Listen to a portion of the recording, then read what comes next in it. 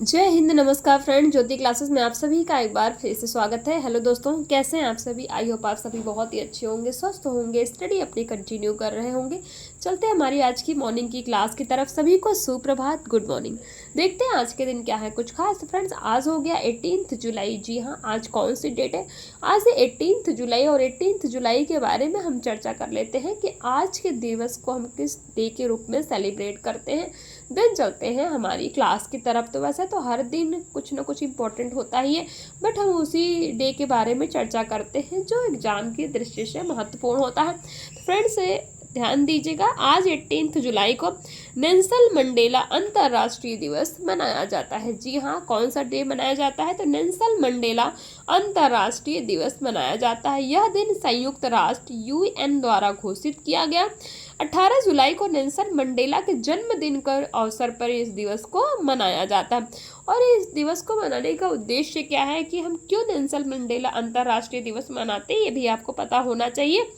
तो शांति, स्वतंत्रता, मानव अधिकार और सामाजिक न्याय के लिए मंडेला के योगदान को याद करने के लिए यह दिन मनाया जाता है कि मंडेला ने शांति, स्वतंत्रता और सामाजिक न्याय में अपना कितना योगदान दिया, उसी को याद करने के लिए यह दिवस मनाया जाता है। और इस दिन आपको एक पॉइंट और पता होना चाहिए, लोग 67 मिनट समाज सेवा करके श्रद्धांजलि भी देते हैं। जी हाँ, श्रद्धांजलि किस तरीके देते हैं? तो समाज की सेवा क्या है, वो नेल्सन मंडेला के लिए श्रद्धांजलि है। क्यों?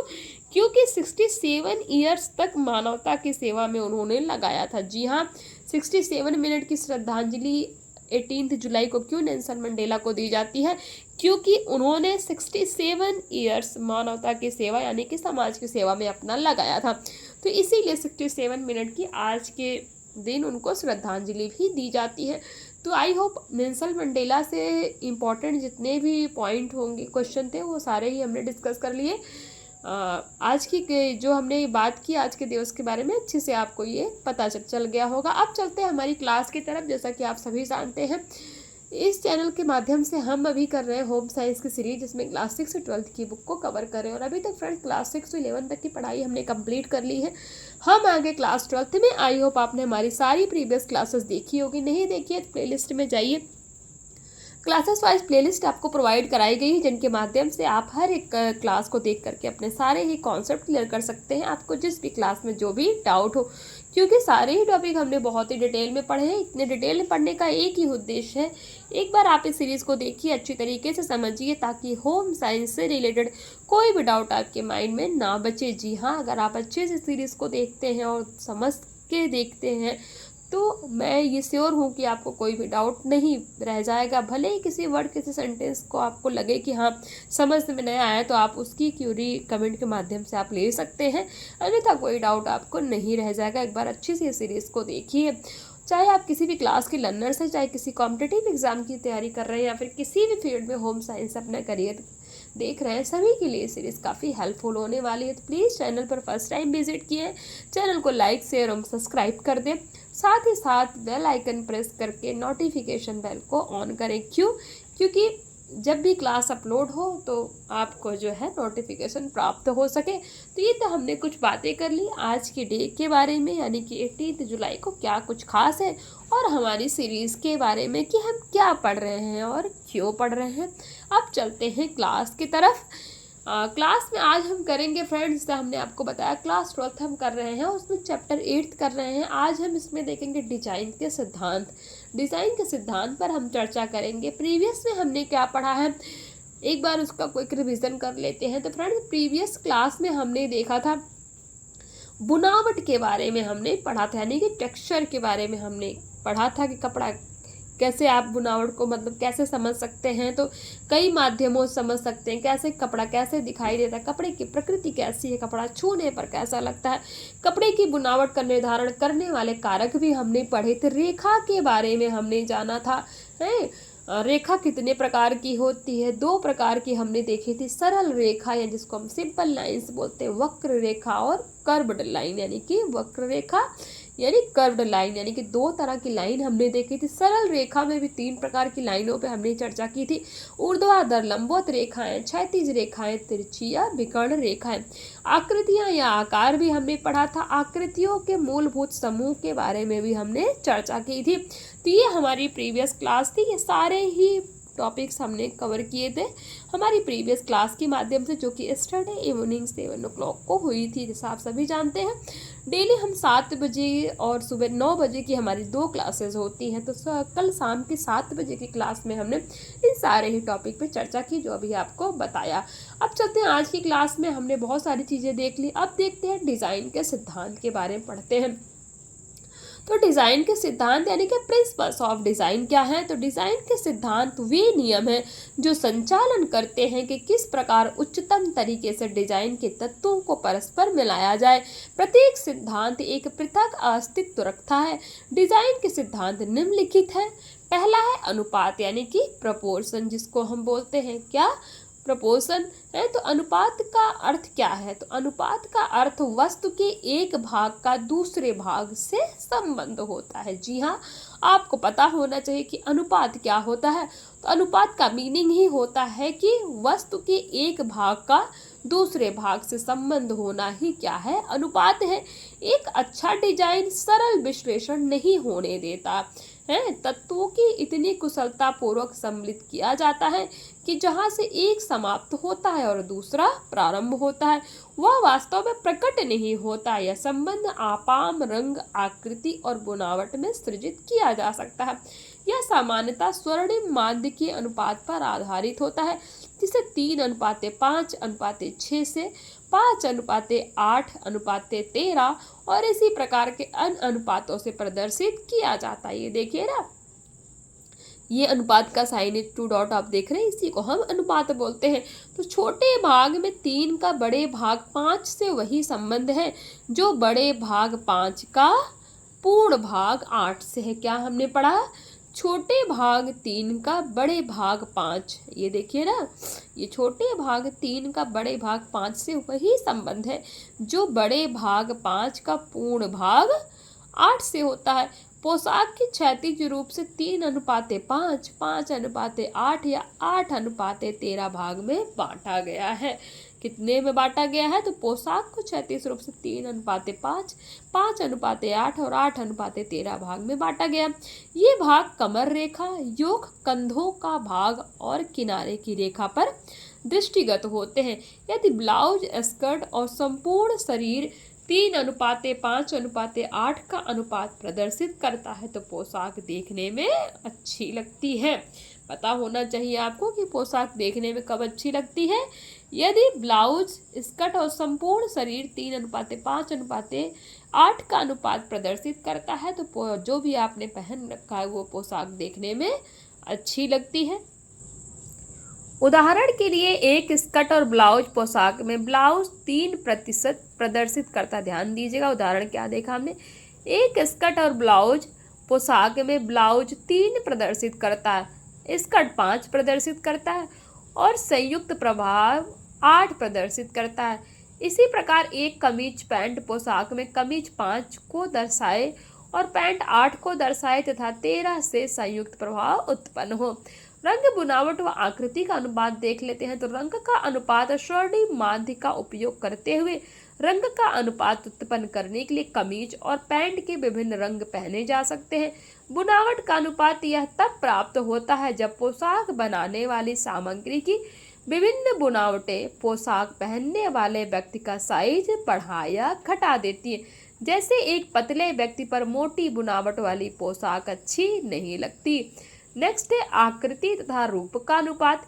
एक पोशाक में कलाकृतियों अथवा छपाई का साइज और स्थिति पहनने वाले के साइज के अनुपात में होते हैं। छोटे बच्चों की पोशाक पर छोटे प्रिंट, बड़े व्यक्ति की पोशाक पर बड़े प्रिंट उचित यानी कि अच्छे लगते हैं। गर्भावस्था में स्त्री की कुर्ती ऊंची कमर की होनी चाहिए। आसमान क्षैतिज विभाजन व्यक्ति को दिखने में पतला बना देते हैं। क्या? असमान जो क्षैतिज विभाजन होते हैं वो व्यक्ति को दिखने में पतला बना देते हैं। ये तो हमने अनुपात के बारे में जाना। अब देखते हैं संतुलन यानी कि बैलेंस। अनुपात आपको पता चल गया ना कि अनुपात क्या होता है। अनुपात का अर्थ है कि वस्तु के एक भाग का दूसरे भाग से संबंध होना ही क्या है, अनुपात। संतुलन यानी कि बैलेंस हम समझते हैं, तो बैलेंस से अभिप्राय स्थिरता है, यानी कि स्टेडियंस, क्या स्टेडाइनेस, भंगिमा, पॉज व विश्राम यानी कि रेस्ट से है। ध्यान दीजिएगा, संतुलन से अभिप्राय स्थिरता, भंगिमा व विश्राम से है।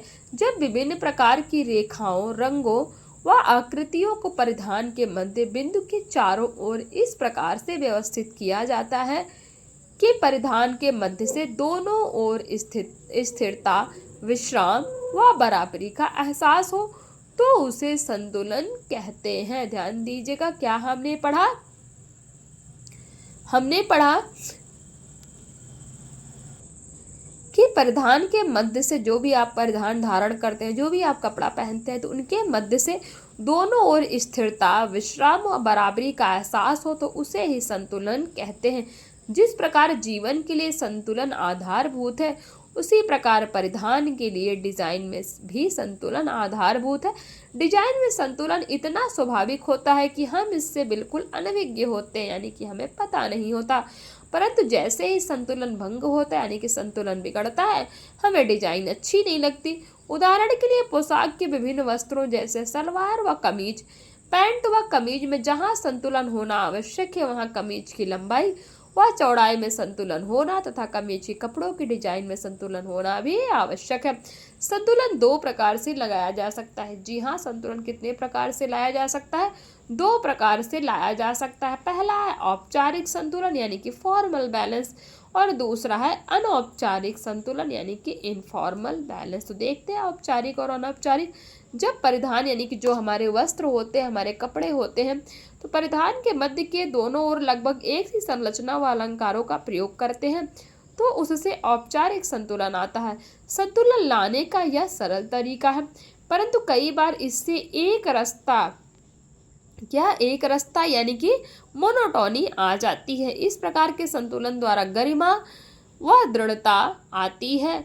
अब दूसरा है अनौपचारिक संतुलन, इनफॉर्मल बैलेंस देख लेते हैं। जब परिधान के मध्य के दोनों ओर डिजाइन के विभिन्न नमूनों, संरचना एवं अलंकारों का प्रयोग विवेकपूर्वक ढंग से इस प्रकार किया जाता है कि उनमें संतुलन आ जाए, तो उसे अनौपचारिक संतुलन कहते हैं। अनौपचारिक संतुलन किसे कहते हैं? कि जब परिधान के मध्य के दोनों ओर डिजाइन के विभिन्न नमूनों, संरचना एवं अलंकारों का प्रयोग विवेकपूर्ण ढंग से इस प्रकार किया जाता है कि उनमें संतुलन आ जाए, तो उसे ही अनौपचारिक संतुलन कहते हैं। इस प्रकार संतुलन लाना कठिन होता है, परंतु विविधता के कारण यह संतुलन अधिक आकर्षक लगता है। तो आई होप ये जो हमने संतुलन पढ़ा, औपचारिक या अनौपचारिक, इसके बारे में अच्छे से आपको समझ में आ गया होगा। तो आज की क्लास को यहीं तक करते हैं फ्रेंड्स। हमने आज की क्लास में क्या पढ़ा? हमने डिजाइन के सिद्धांत देखे, जिसमें हमने अनुपात देखा। अनुपात क्या होता है? तो अनुपात वह होता है कि वस्तु के एक भाग का दूसरे भाग से संबंध होना ही क्या है, अनुपात होता है।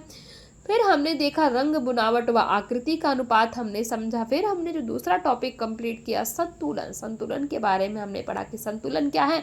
तो संतुलन से अभिप्राय स्थिरता, भंगिमा व विश्राम से है, यानी कि संतुलन का मीनिंग ही क्या है? स्थिरता, भंगिमा व विश्राम। और फिर हमने संतुलन के प्रकार देखे। कितने प्रकार? दो प्रकार, औपचारिक और अनौपचारिक संतुलन। तो आज की क्लास को यहीं तक करते हैं। आई होप आज की क्लास आपको समझ में आई होगी।